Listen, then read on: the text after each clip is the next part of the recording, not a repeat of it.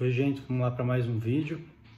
E hoje a gente vai falar sobre a soberania de Deus e o auxílio e o conforto para os cristãos na tribulação. Bom, primeiramente, essa doutrina da soberania de Deus é uma doutrina que tem sido rejeitada, uma doutrina que tem sido ignorada, porque as pessoas não aceitam que Deus é completamente soberano, e esse é um dos atributos dele. E essa doutrina é a doutrina que mais me conforta nas minhas tribulações e que mais me ajuda.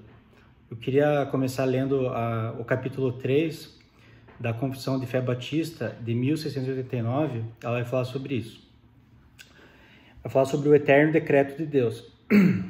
Desde toda a eternidade, Deus mesmo decretou todas as coisas que iriam acontecer no tempo. E isto ele fez segundo o conselho da sua própria vontade, muito sábia e muito santa. Fê-lo, porém, de um modo em que Deus, em nenhum sentido, é autor do pecado, nem se torna corresponsável pelo pecado, e ele também não prejudica a vontade de suas criaturas. Ele vai falar uma parte um pouquinho mais complexa aqui. Embora Deus saiba tudo quanto pode ou poderá acontecer, em todas as condições possíveis, ele nada decretou por causa do seu conhecimento prévio do futuro ou daquilo que viria a acontecer em determinada situação. O que quer dizer isso? Primeiro, Deus decretou absolutamente tudo que aconteceu, desde o começo até o fim dos tempos. Ele decretou, inclusive, as ações dos homens. Aí você vai perguntar, mas os homens fazem coisa mal. O que Deus faz, ele não é autor do pecado. E o que Deus faz, ele usa o mal do coração das pessoas para o bem. Sei que isso parece um absurdo, mas eu posso provar isso por inúmeros versículos. Então, o mal está dentro do homem, mas Deus usa para o propósito dele, que é o bem. Vamos dar o exemplo de José? Deus sabia que ia ter uma grande fome depois de alguns anos. O que ele fez? Ele usou toda a tribulação da vida de José para poder colocar ele no Egito, colocar ele lá do lado do faraó, e para que ele pudesse alimentar o povo de Israel, eles não puderem passar fome. Então Deus usa o mal para o bem, Gênesis 50. Efésios 1:11 vai falar assim: ele faz todas as coisas segundo o conselho da sua vontade. Absolutamente tudo, todas as coisas ele faz.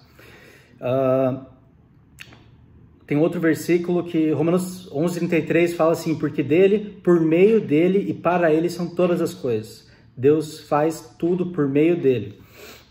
Atos 4:27 fala assim: porque verdadeiramente, quanto o seu santo filho Jesus, eles se ajuntaram para fazer tudo o que a tua mão e o teu conselho tinham anteriormente determinado que se havia de fazer. Ou seja, Deus determinou a morte de Jesus. Era possível que não tivesse matado Jesus?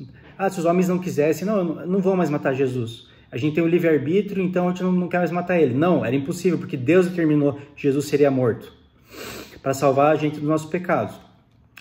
Outra passagem, Jó 42:2, ele fala assim: bem sei que tudo podes e que nenhum dos teus conselhos pode ser impedido, nenhum teu propósito pode ser impedido, ou seja, não tem como impedir o que Deus determinou antes da fundação do mundo. Lamentações 3:37, quem é aquele que diz e assim acontece quando o Senhor o não mande? Deus manda quando acontece alguma coisa. Porventura da boca do Altíssimo não sai tanto mal como bem? De que se queixa, pois, o homem vivente? Queixe-se cada um dos seus pecados. Ou seja, está dizendo aqui o seguinte: que Deus decreta absolutamente tudo, e ele usa o mal para o bem também. E como que isso vai afetar a minha tribulação? Vai afetar pelo seguinte fato. Romanos 8:28, nós sabemos que todas as coisas cooperam para o bem daqueles que amam a Deus, porque os que predestinou também, porque os que conheceu também os predestinou para serem feitos conforme a imagem do seu Filho. Ou seja, tudo que acontece no universo é para a glória de Deus. Absolutamente tudo que acontece é para a glória dele. Não tem uma coisa que não aconteça. E ele só faz aquilo que é bom. Por mais que a gente ache que não é bom, ele só faz aquilo que é bom. Eu creio que na eternidade a gente vai conseguir entender isso. Então, se tudo é feito para a glória dele e ele não pode fazer nada que é bom, que é mal, absolutamente tudo que acontece é bom, por mais que a gente não entenda. O ato mais pecaminoso que já existiu em toda a história da humanidade foi terem matado Jesus. E esse ato trouxe inúmeros benefícios. O maior benefício possível esse ato trouxe. Então, o pior ato já cometido por um homem que foi matar Deus, matar Jesus Cristo, que era Deus, trouxe o maior bem, que foi a salvação dos pecadores. Ou seja, Deus usa os atos ruins para o bem. E a gente não sabe explicar isso. A gente não sabe explicar isso. Só que talvez na eternidade a gente vai entender isso. Como que isso vai confortar a gente? Tudo que acontece na nossa vida, tudo foi determinado por Deus. E todas as coisas cooperam para o bem. Ou seja, Deus, ele faz com que tudo coopere para o nosso bem, para que a gente seja mais parecido com Jesus Cristo. Então, a tribulação, a dificuldade, ela vai fazer a gente buscar Deus, ela vai fazer a gente buscar a palavra. Por que o apóstolo Paulo tinha espinho na carne? Porque Deus sabia tudo que ele ia passar e como ele precisava ser usado por Deus, e o espinho na carne mantinha ele humilde.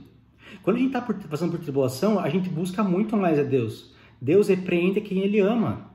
Né? E não é tudo. As pessoas falam, a tribulação é porque você pecou, então você está sofrendo. Não, você está agindo igual os amigos de Jó, igual você fala isso. Eles ficavam falando isso para ele. Não. A gente sabe na história de Jó que Deus tinha um propósito, que era glorificar o nome dele para mostrar o quão Jó era um homem sério com Deus e que ele não iria negar, ele queria mostrar isso para o diabo. Outra coisa, até o diabo, ele é usado por Deus no seguinte sentido. Isso parece uma blasfêmia, mas não é. Tinha uma frase do Martinho Lutero que ele falava assim, que o diabo é como um cão na coleira de Deus. O diabo, ele acha que ele está fazendo as coisas que ele quer, mas não. Deus é completamente soberano e Deus usa o mal que o diabo faz para o bem. Isso é seríssimo, isso é um assunto muito complexo. Tem que fazer uma pregação, um congresso para falar sobre a soberania de Deus, mas estou tentando resumir aqui.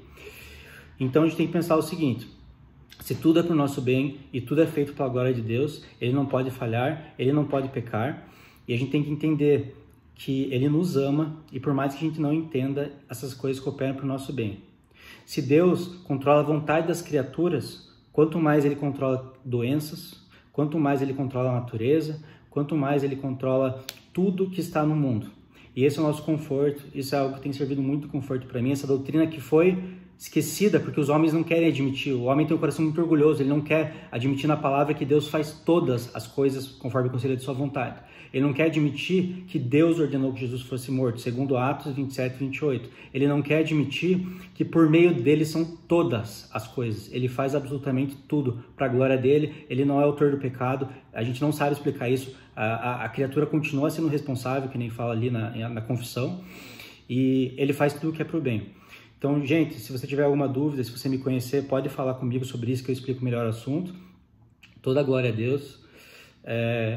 Por mais que seja um assunto difícil, eu não tenho medo de falar sobre isso porque eu tenho a palavra de Deus por trás de mim que está me ensinando isso.